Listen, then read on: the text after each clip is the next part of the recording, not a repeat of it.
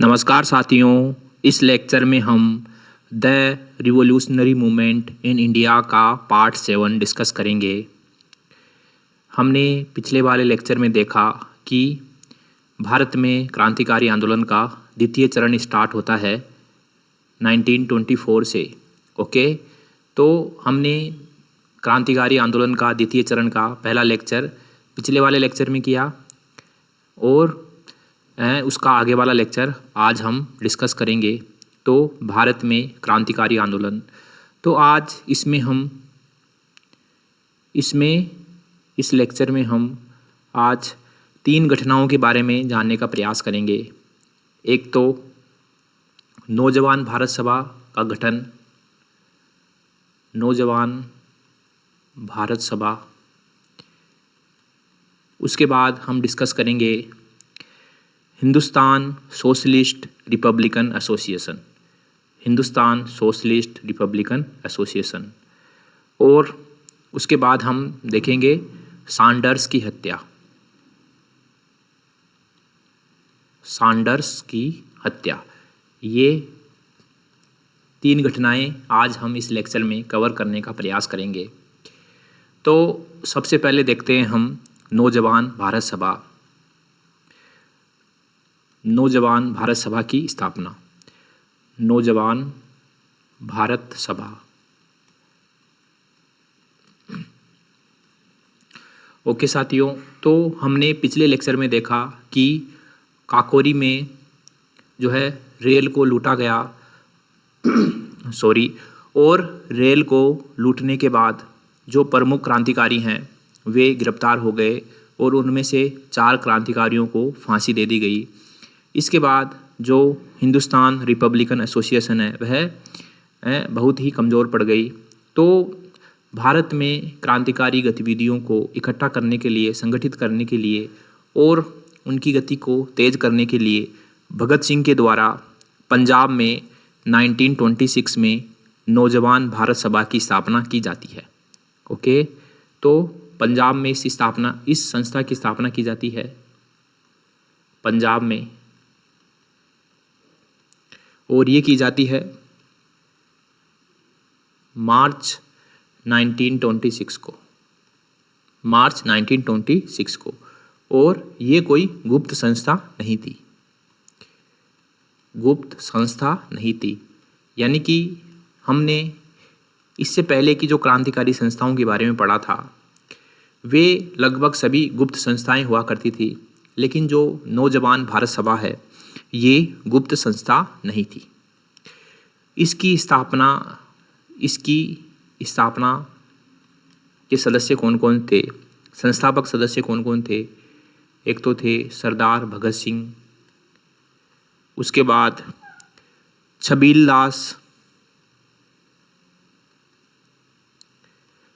दास, यशपाल और भगवती चरण बोहरा।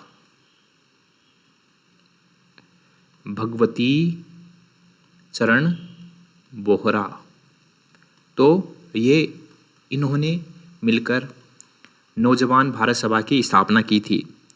जो भगवती चरण बोहरा है उन्होंने 2 पुस्तकों की भी रचना की थी। कौन कौन सी? एक तो थी philosophy of bomb, philosophy of bomb, और एक इन्होंने नौजवान भारत सभा का घोषणा पत्र तैयार किया था।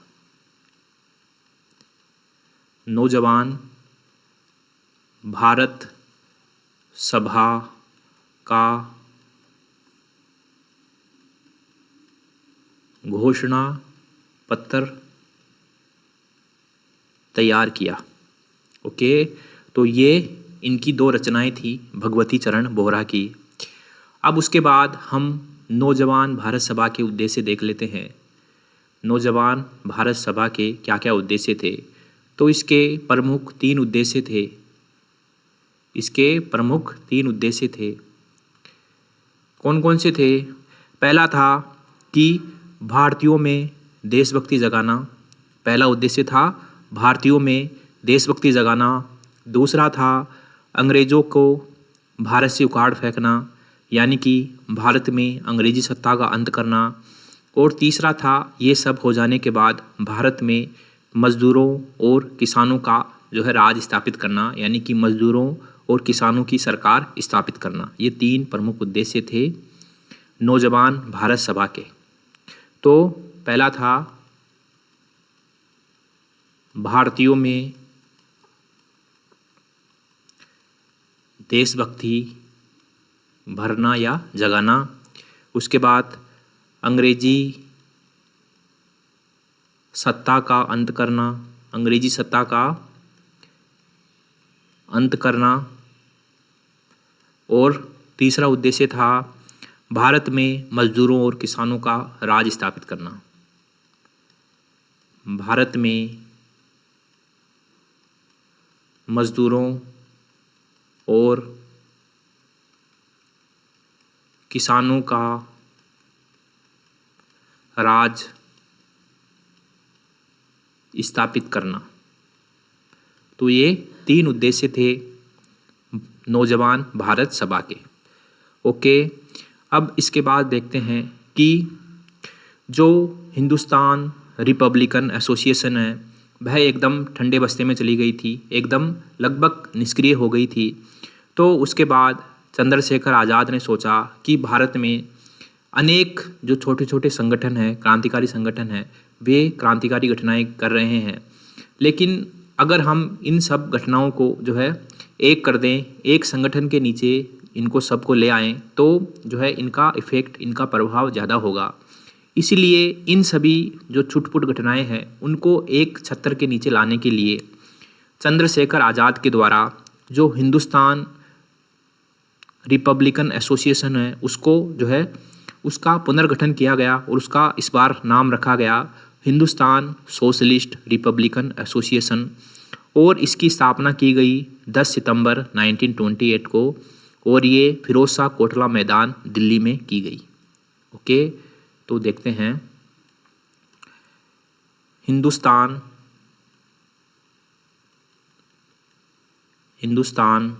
Socialist Republican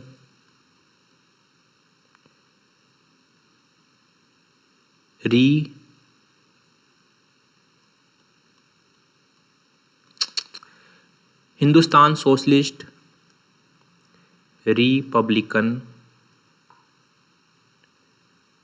Republican association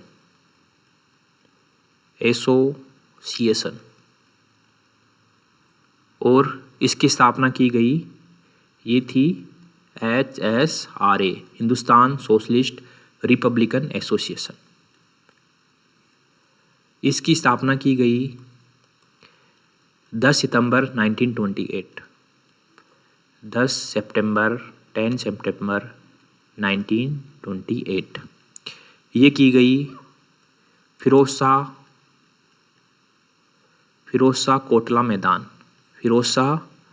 Kotla मैदान दिल्ली में इसकी स्थापना की गई। ओके, इसके सदस्य कौन कौन थे? इसके सदस्यों में प्रमुख थे चंद्रशेखर आज़ाद, भगत सिंह, सुखदेव, राजगुरु,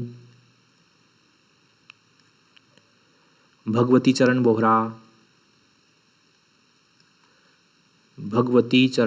बोहरा, जयगोपाल आदि, ये इसके सदस्य थे। ओके, और जो HSRA है, हिंदुस्तान सोशलिस्ट रिपब्लिकन एसोसिएशन, इसके उद्देश्य क्या क्या थे? तो इसका पहला उद्देश्य तो वही था जो HRA का था, हिंदुस्तान रिपब्लिकन एसोसिएशन का था, कि क्रांतिकारी आंदोलन करना, क्रांतिकारी आंदोलन करना, ये पहला उद्देश्य था। और अब इसका उद्देश्य, एक अन्य उद्देश्य और हो गया था कि भारत में समाजवादी गणतंत्र की स्थापना करना। भारत में समाजवादी गणतंत्र की स्थापना करना। भारत में समाजवादी गणतंत्र की स्थापना करना, ये इसके दो प्रमुख उद्देश्य थे। और HSRA ने कौन कौन सी प्रमुख घटनाओं को अंजाम दिया? HSRA, Hindustan socialist Republican association, इसने कौन कौन सी प्रमुख घटनाओं को अंजाम दिया? तो इसने सैंडर्स की हत्या की, सैंडर्स की हत्या, और ये 1928 की बात है। उसके बाद असेंबली बम कांड, असेंबली बम कांड, और ये बात है 1929 की। और फिर लाहौर षड्यंत्र केस, लाहौर षड्यंत्र केस, तो ये भी घटना है 1929 की। ओके, तो हम इसमें से सबसे पहले वाली घटना सैंडर्स की हत्या 1928, उसको हम डिस्कस कर लेते हैं। तो सैंडर्स की हत्या, सैंडर्स की हत्या 19, ये घटना है 17 दिसंबर 1928 की। ओके, तो इसकी पृष्ठभूमि क्या है? इसकी पृष्ठभूमि है कि 1927 में साइमन कमीशन का गठन किया जाता है, और ये साइमन कमीशन 1928 में भारत आता है। इसका, साइमन कमीशन का भारत में बड़े पैमाने पर विरोध होता है। इसका कारण था कि जो साइमन कमीशन है, इसके सभी 7 सदस्य अंग्रेज़ थे, इसमें भारतीयों का कोई भी प्रतिनिधित्व नहीं था। इसलिए साइमन कमीशन का भारत में विरोध होता है, और इस विरोध प्रदर्शन का नेतृत्व करते हैं लाला लाजपत राय। ठीक है, तो इसका विरोध करने के लिए 30 दिसंबर 1928 को लाहौर में जो है साइमन कमीशन के विरोध का जो है ऐलान कर दिया जाता है। लेकिन उस समय जो SSP थे, senior superintendent of police J.A. Scott, उन्होंने आदेश दिया कि कोई भी प्रदर्शनकारी जो है जनसभा नहीं करेगा और जुलूस नहीं निकालेगा। लेकिन क्रांतिकारियों ने इस आदेश का उल्लंघन करने का फैसला किया। तो 30 अक्टूबर 1928 को 30 अक्टूबर 1928 को क्या होता है कि जो ये प्रदर्शनकारी साइमन कमीशन का विरोध कर रहे थे, तभी SSP J.A. स्कॉट ने ASP J.P. सैंडर्स को आदेश दिया कि वे प्रदर्शनकारियों पर जो है लाठीचार्ज करें और ये प्रदर्शन रुकवाए। तभी क्या होता है कि जो ASP है J.P. सैंडर्स, उन्होंने लाठीचार्ज का आदेश दिया और वे खुद भी लाठी लेकर जो है प्रदर्शनकारियों पर टूट पड़े। तो क्या होता है कि J.P. सैंडर्स की लाठी से लाला लाजपत राय के सर में चोट आती है, उनके सर में चोट लगती है और लाला लाजपत राय घायल हो जाते हैं। उसके बाद उसी दिन लाला लाजपत राय ने मोरी गेट पर एक भाषण दिया, और भाषण में उन्होंने कहा कि मेरे सर पर पड़ी लाठी की एक एक चोट ब्रिटिश साम्राज्य के ताबूत में लगी जो है अंतिम एक कील साबित होगी। और फिर क्या होता है कि 17 नवंबर 1928 को पंजाब केसरी शेरे पंजाब लाला लाजपत राय की मृत्यु हो जाती है, और इस मृत्यु का जो है बदला लेने का फैसला करते हैं क्रांतिकारी। ओके, तो ये पहले देख लेते हैं। सैंडर्स की हत्या होगी 17 दिसंबर 1928 में। उससे पहले क्या होता है कि 1927 में साइमन कमीशन का गठन होता है। साइमन कमीशन का गठन होता है, साइमन कमीशन गठन, और ये 1928 में भारत आता है। ओके, अब इसमें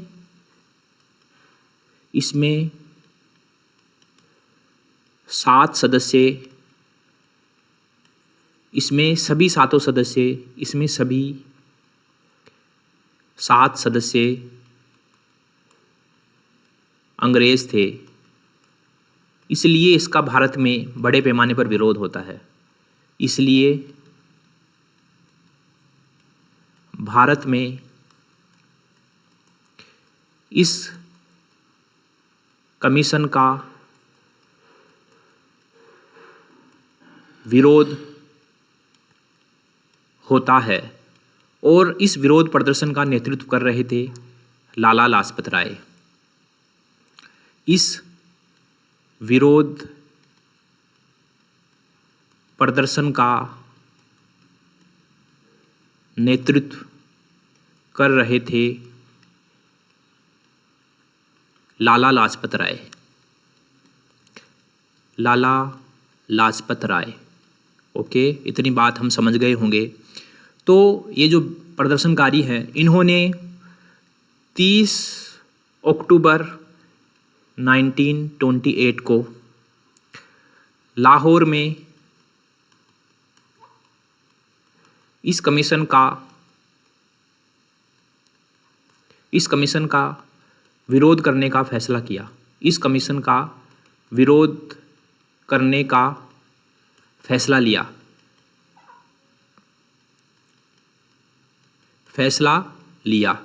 तभी उस समय हमने पहले भी बात की कि एसएसपी थे जिनका नाम था J.A.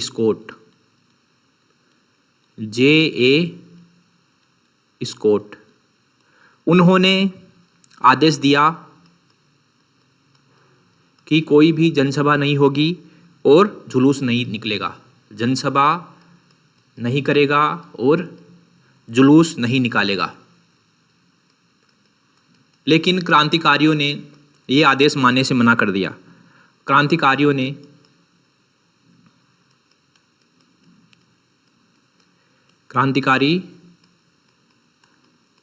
आदेश मानने से मना कर दिया। ओके, इतनी बात हो गई हमारी। फिर एसएसपी J.A. स्कॉट के आदेश पर एएसपी, जिनका नाम था J.P. सैंडर्स, उन्होंने लाठीचार्ज का आदेश दे दिया। ठीक है, तो एएसपी J.P. सैंडर्स ने लाठीचार्ज का आदेश दे दिया। लाठीचार्ज का आदेश दिया और स्वयं J.P. सैंडर्स लाठी लेकर प्रदर्शनकारियों पर टूट पड़े। इसमें से J.P. सैंडर्स की कुछ लाठियां लाला लाजपत राय के सर पे लगी और वे घायल हो गए। उसी समय उसी दिन मोरी गेट पर लाला लाजपत राय ने भाषण दिया कि मेरे सर पर पड़ी लाठी की एक एक चोट ब्रिटिश साम्राज्य के ताबूत में लगी अंतिम कील साबित होगी। ओके, तो इसके बाद 17 नवंबर 1928 इसमें लाला लाजपत राय की मृत्यु हो जाती है। इस दिन लाला लाजपत राय की मृत्यु हो जाती है। लाला लाजपत राय की मृत्यु हो जाती है। ठीक है, तो HSRA के सदस्यों ने लाला लाजपत राय की मृत्यु का बदला लेने का फैसला किया और ये दिन था 17 दिसंबर 1928। ओके, तो HSRA ने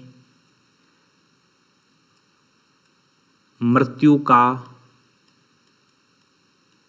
बदला लेने का फैसला किया।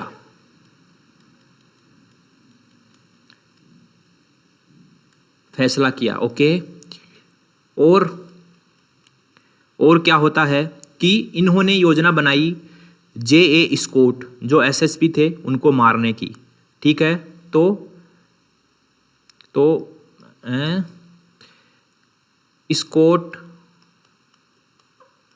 को मारने की योजना बनाई। ठीक है, स्कॉट को मारने की योजना बनाई और इसके योजनाकार कौन थे? सुखदेव योजनाकार थे। और ये दिन था 17 दिसंबर 1928।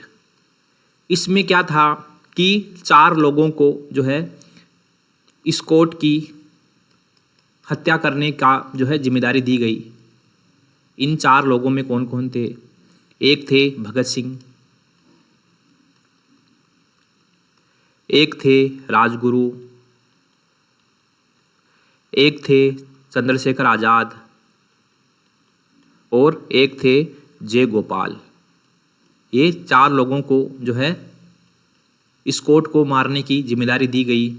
इसमें से जे गोपाल को टोह लेनी थी, यानी कि जो है स्कॉट को पहचानना था, टोह लेना। और इन्होंने गलती से जो है सैंडर्स को स्कॉट समझ लिया, सैंडर्स को स्कॉट समझ लिया। ठीक है, तो इन्होंने बता दिया कि सैंडर्स को ही इन्होंने स्कॉट बता दिया कि स्कॉट आ रहा है। तब क्या होता है कि राजगुरु सबसे पहली गोली मारते हैं सैंडर्स को। सैंडर्स को पहली गोली मारी राजगुरु ने। उसके बाद कई सारी गोलियां मारी भगत सिंह ने सैंडर्स को, कई सारी गोली मारी। ठीक है, उसके बाद सैंडर्स की सुरक्षा में 2 कांस्टेबल तैनात थे, चनन सिंह और मिस्टर कार्न। तो इन दोनों ने इन क्रांतिकारियों को पकड़ने का जो है प्रयास किया। तभी जो है इन कांस्टेबलों पर भी जो है इन क्रांतिकारियों के द्वारा गोली चल जाती है, जिसमें से चनन सिंह को गोली मारते हैं चंद्रशेखर और मिस्टर कार्न को गोली मारते हैं भगत सिंह। तो